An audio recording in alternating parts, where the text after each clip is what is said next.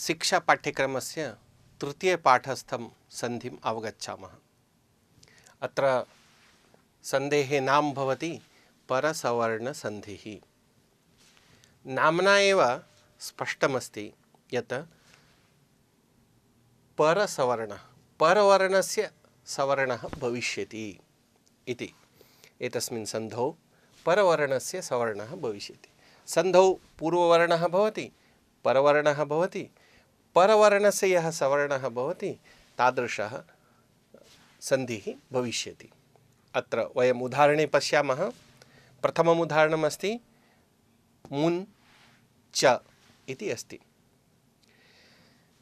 आरम्भे यदि अनुस्वारः अस्ति, पूर्ववर्णे यदि अनुस्वारः अस्ति, अनन्तरवर्णे यदि व्यञ्जनवर्णः अस्ति, किन्तु श, ष, स, ह इत्येतान् वर्णान् विहाय यदि यः कोऽपि व्यञ्जनवर्णः अस्ति तर्हि तस्य अनुस्वारस्य स्थाने पञ्चमम् अक्षरम् एतस्य सवर्णं नाम च, छ, ज, झ, ञ एतस्य वर्णः अनुस्वारस्य स्थाने अन्तिमम् अक्षरं भवति, एतस्य पञ्चमवर्णः भवति। तर्हि रूपमेवं भवति मुञ्च इति। अत्र यकारः जातः अस्ति अनुस्वारस्य स्थाने। द्वितीयः संयमः। यदि य, व, र, ल इत्येते वर्णाः सन्ति, य, व, र, ल, यदि अनुस्वारस्य अनन्तरं य, व, र, ल इत्येते वर्णाः सन्ति, अत्र अस्ति यकारः अस्ति, तर्हि तत्र विकल्पः भवति।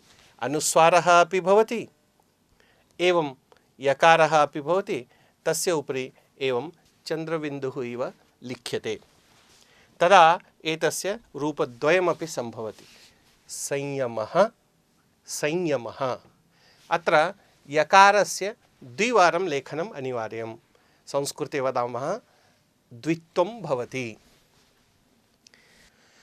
तत् लयः इत्यत्र इदानीम् आरम्भे तवर्गः अस्ति, अनन्तरम् अत्र लकारः अस्ति। अतः अत्र परवर्णस्य सवर्णः लकारस्य सवर्णः लकारः एव भवति। अतः अत्र लकारः लिख्यते, तवर्गस्य स्थाने अत्र लकारः लिख्यते। तत् लयः, तल्लयः। यदि पूर्ववर्णे तवर्गस्य पञ्चमम् अक्षरम् अन्तिमम् अक्षरम् अस्ति नकारः, यथा अत्र अस्ति विद्वान् लिखति इत्यत्रापि लकारः इति परवर्णे अस्ति, तर्हि अत्र परसवर्णः तु भविष्यति एव, किन्तु अत्र विकल्पः अपि भवति।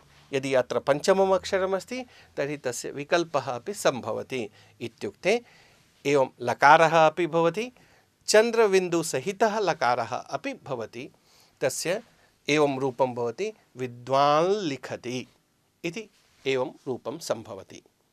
इदानीं वयं पुस्तकस्थम् उदाहरणं पठित्वा वयम् एतं सन्धिम् अवगच्छामः। पुस्तके दत्तानि कतिचन वाक्यानि वयं पठामः, तत्र परसवर्णसन्धिमपि अवगच्छामः। सः अधिकान् अङ्कान् प्राप्तवान्। अत्र अङ्कान् इत्यत्र परसवर्णसन्धिः अस्ति। अङ् इति अनुस्वारसहितः, कान् इति तत्र अनुस्वारस्य स्थाने परवर्णः ककारस्य अन्तिमं वर्णः ङ इति भवति। अङ्कान् प्राप्तवान्। वत्से दुरभिमानं मुञ्च।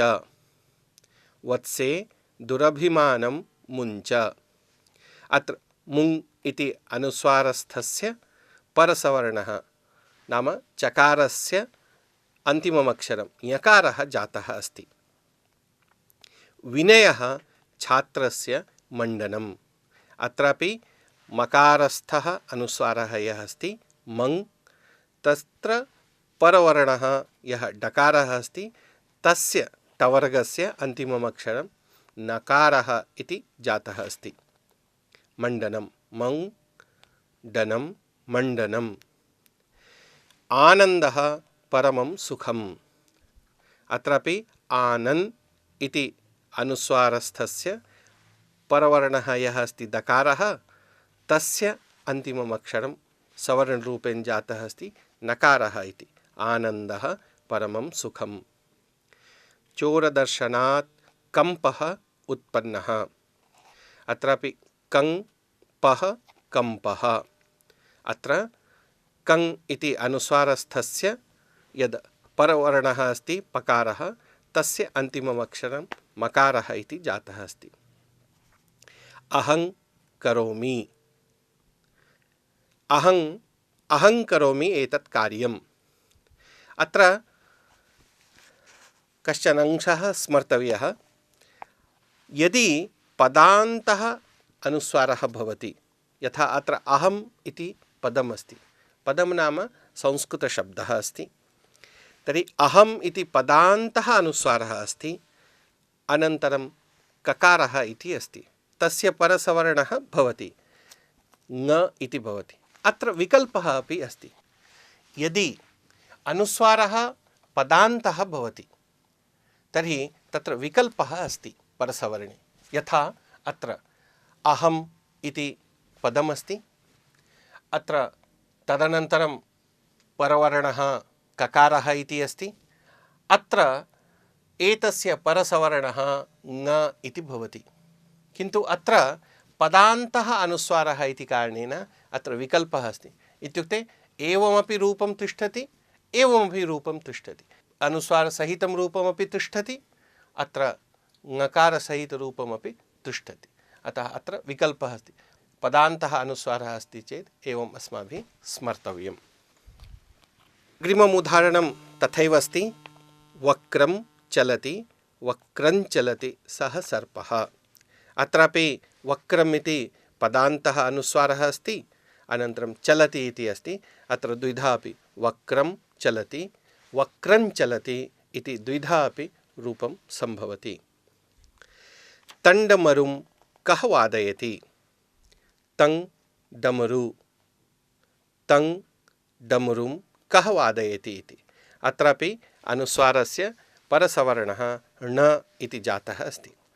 सः धनं सम्पादयति। सम्पादयति। अत्र अनुस्वारस्य परसवर्णः मकारः इति जातः अस्ति। तेन संलापः क्रियते।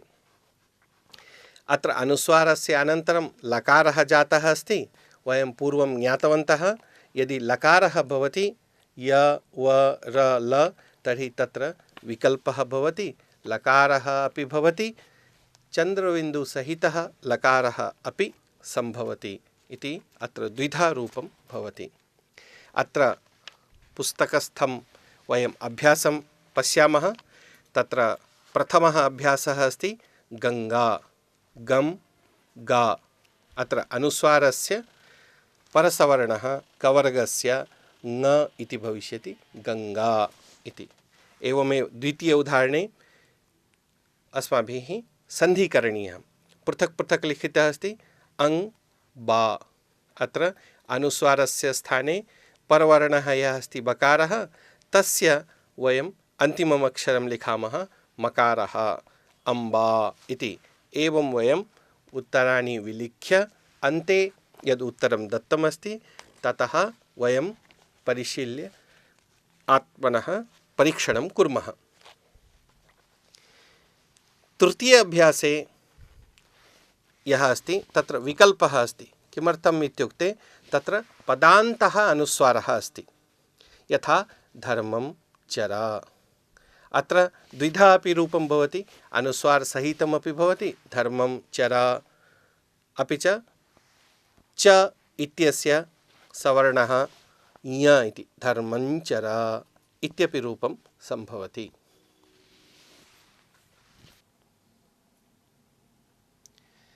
अग्रिमं सन्धिं पश्यामः। तस्य नाम अस्ति चर्त्वसन्धिः। अत्र चर् इति अस्ति, चर् त्व इति, चर्त्वसन्धिः। चर् इत्यस्य तात्पर्यमस्ति वर्गीयः प्रथमवर्णः। वर्गीयः प्रथमवर्णः इत्युक्ते क च ट त प इत्येते वर्णाः भवन्ति, एतेषु कोऽपि वर्णः भविष्यति इति तात्पर्यम्। जस्त्वसन्धिं वयं पठितवन्तः, तद् वयं स्मरामः। यथा जस्त्वसन्धौ पूर्ववर्णः वर्गीयव्यञ्जनानि आसन्, यः कोऽपि वर्गीयव्यञ्जनं, किन्तु एतानि पञ्च अक्षराणि विहाय ञ ङ ञ न न म इत्येतान् विहाय यदि कर्कषव्यञ्जनानि सन्ति, कर्कषव्यञ्जनानि जस्त्वसन्धिसमये वयं पठितवन्तः आस्म। वर्गीयव्यञ्जनानि सन्ति, अत्र वर्गीयव्यञ्जनस्य भागद्वयं, प्रथमं द्वितीयं, प्रथमक्षरं द्वितीयाक्षरं कर्कषव्यञ्जनानि भवन्ति, अन्यानि सर्वाणि मृदुव्यञ्जनानि।